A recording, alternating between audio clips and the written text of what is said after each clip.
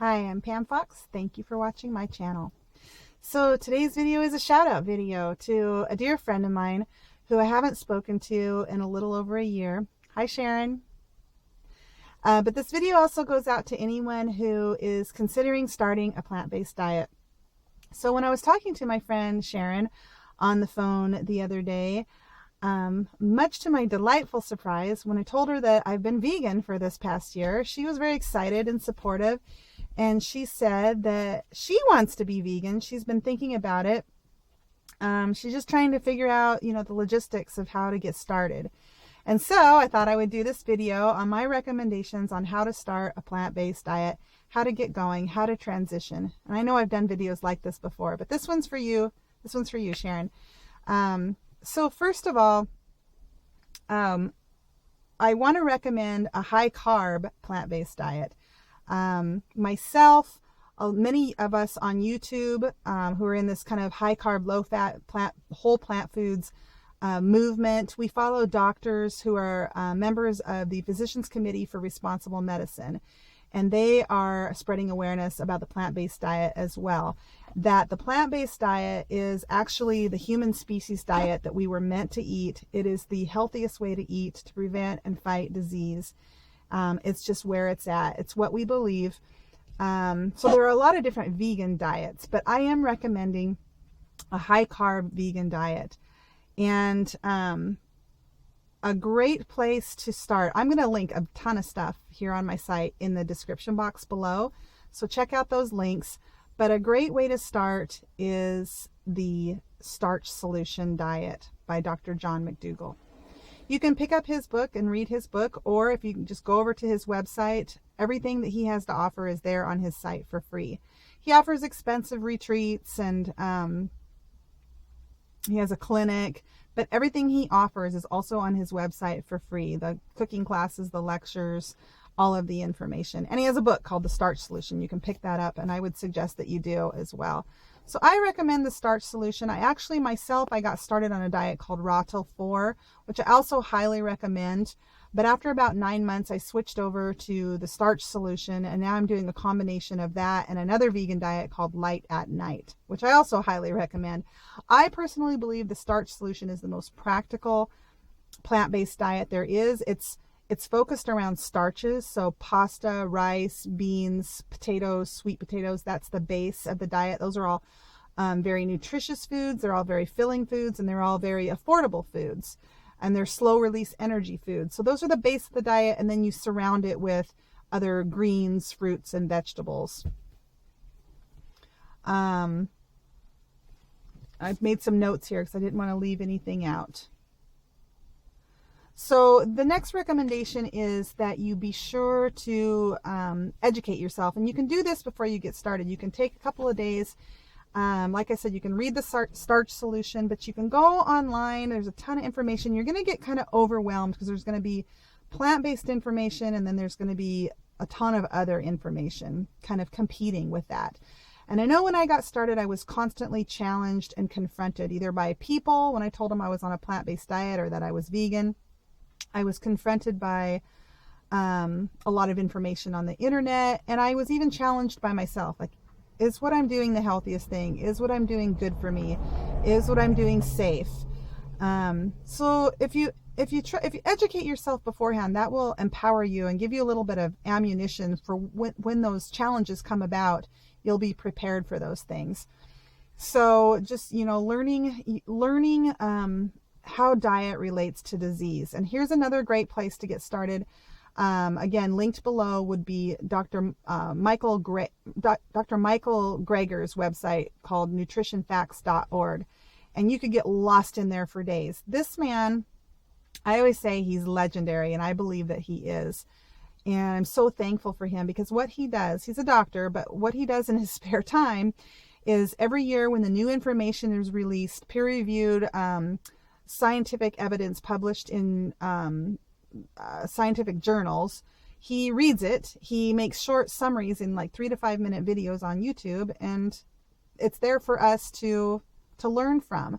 And I've learned so much from him as when it comes to diet and how it relates to disease, particularly animal foods, how they relate to disease, and plant foods and how they relate to disease. But that's all he does. He just summarizes the studies. So that's your science part of it. And then the other thing I want you to check out is Dr. John McDougall's website. A link on his website is called Star McDougallers. And that's where you'll find all the anecdotal evidence. So it's people like me who went on a plant-based diet and they just tell what happened in their life. And specifically, they went on his diet, the Starch Solution. But it's a high carb, whole foods, high carb, low fat, no added oils, plant-based diet. And so that's the anecdotal evidence. But those two things combined, the scientific evidence with the anecdotal evidence, and for me now my own personal experience is what those three things is what have convicted me or convinced me. This kid just goes round and round. Convinced me that what I'm doing is the best possible thing I could be doing, so that when I continue to be challenged by the naysayers or the paleos or the high protein people, whether it's in person or online, I'm only challenged for a moment, and then because I'm so convicted that what I'm doing is right, I'm okay with that. And so I'm able to think about it and respond to it and move forward without being like kind of scared. Okay. So you really got to educate yourself. So what do I eat? I recommend that you buy in bulk. Again, I center my diet around starches. So pastas, rice and beans, rice and curried vegetables. I know you like curry. You've made it for me before. Oatmeal, and I know you like that too. You introduced me to oatmeal many years ago, and oatmeal, as you know, is so versatile. So I still do my oatmeal the same way you taught me. I put blueberries in it, I put applesauce in it, and I switched. I don't do soy milk. I do, I remember the Pacific Ultra soy we used to drink, but I switched to oat milk. I like hemp milk. I put nuts and seeds in my oats. I put sprouted seeds in my oats. What else? But you can do blackstrap molasses, peaches, bananas, dried fruits. I put dried fruits in my oats as well. So I've been doing for the past couple of months a huge oatmeal breakfast every morning, and it gives me so much energy and satiation, and keeps me going throughout the morning. And I'm not even really hungry when it's time for lunch, but I eat my lunch anyway. I have a large starch-based lunch. Again, pasta, maybe rice. Potatoes, I might eat 4 or 5 potatoes for lunch, and that's it, maybe with a green salad. And then for dinner, I typically do, instead of doing a starch solution type dinner, which would be another starch-based meal, some nights I do, other nights I just do a fruit meal, which is what the light at night diet is. It's a starch-based breakfast, a starch-based lunch, and then a fruit meal or a large salad for dinner. So it's a lighter supper going upon the, we know that our lunch and our breakfast should be our heaviest meals, because that's when we're up and we're moving and we're active, so we need fuel, whereas opposed to at night we're getting ready to go to bed. So what are we fueling up for? So half of the time I'll eat a lighter meal at night, but I'll have the other half of the time I'll have a starch solution meal for dinner. And then that's nice because I have the leftovers and I can pack them up for the next day. So that's my next recommendation. I know you are a hard worker and you work a lot of hours. So I don't know if you can eat where you work or if you go home to eat, but I pack my food. I actually eat my breakfast at the house in the morning. I have a very large breakfast, and then I pack my lunch, or some days I cook my lunch at work because I'm able to do that because I do have a kitchen at my place of employment.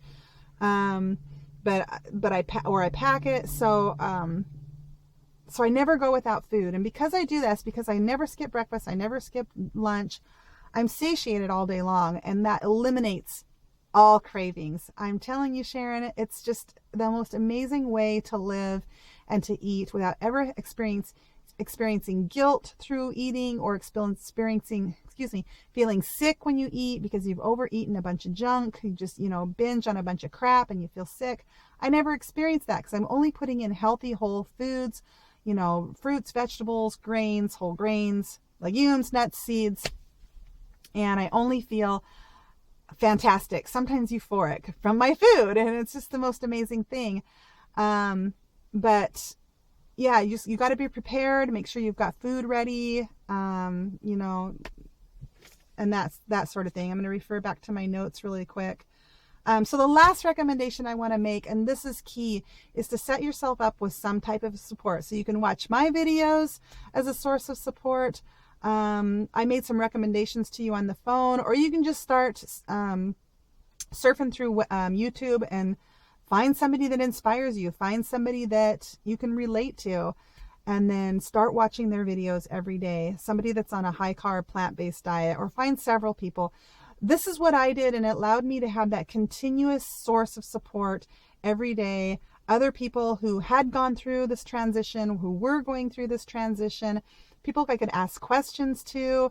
Some of the more popular YouTubers, you probably won't be, you may leave a question and they may not get back to you because they have so many questions. But some of the less popular YouTubers are really good about answering questions. Of course, if you ask me any questions, I would answer them, or even do a response video to it. But it's such a great source of daily support, and just building, really, I mean, I've never met any of these people in person, but I'm getting to know them. I feel like I have somewhat of a relationship with them. A lot of them do get together. It just depends on where you live. You live in a more populated area. There's probably groups of networking that you could get involved with up there.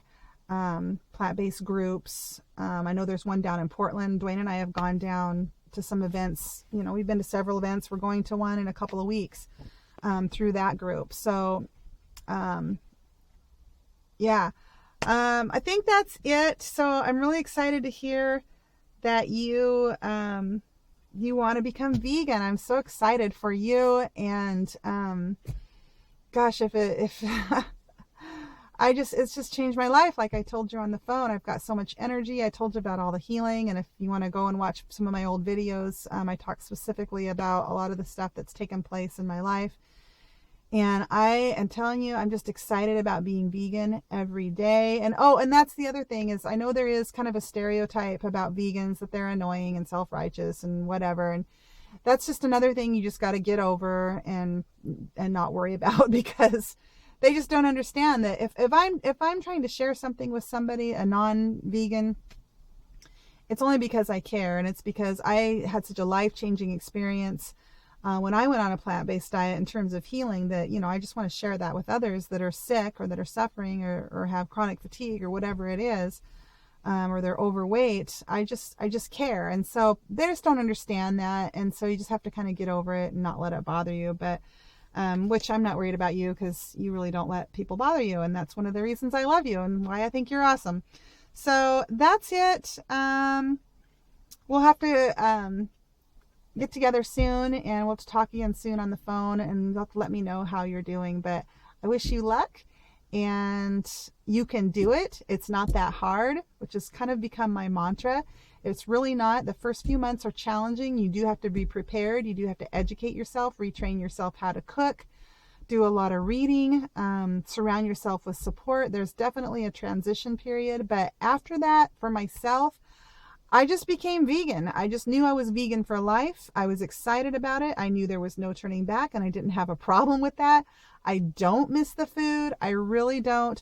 At times I kind of do, but I don't. But the food that I eat now is just as delicious. It takes a while for your palate to transition, but now, honest to goodness, the food is just as delicious. I adore my food.